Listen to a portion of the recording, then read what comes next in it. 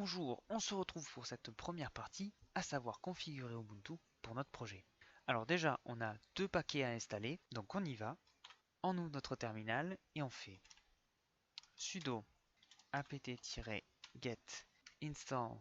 Donc le premier c'est Node.js. Donc moi comme je l'ai déjà installé, forcément c'est super rapide. Pour vous ça pourra prendre un peu plus de temps, hein. Et le deuxième, Rubyfull. Donc là pareil, je l'ai déjà installé, c'est rapide. Mais sachez que pour vous ça peut être un peu plus lent, mais en général, bon, hein, ce sont des petits paquets. Donc une fois que ces deux paquets sont installés, on va pouvoir passer à la suite. Donc nous voici sur GitHub, on va cloner le repository du Togulp. Donc on rentre dedans, on copie le SSH, on ouvre notre terminal. Bon, moi je vais aller dans Documents, c'est plus facile pour moi. Mais vous pouvez faire un git clone où vous voulez.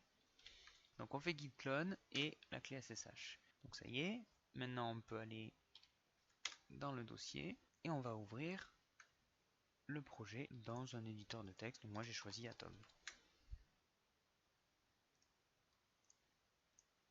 Hop, add project folder.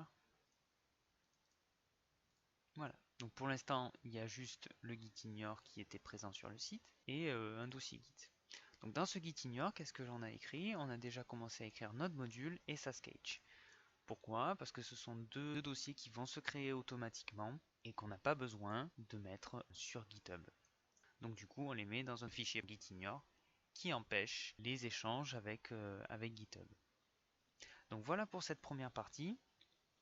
Donc on a vu comment installer deux paquets qui vont nous servir plus tard, donc Node.js et Ruby. On a vu comment cloner un repository de GitHub et on a regardé un petit peu ce qu'il y avait déjà dedans.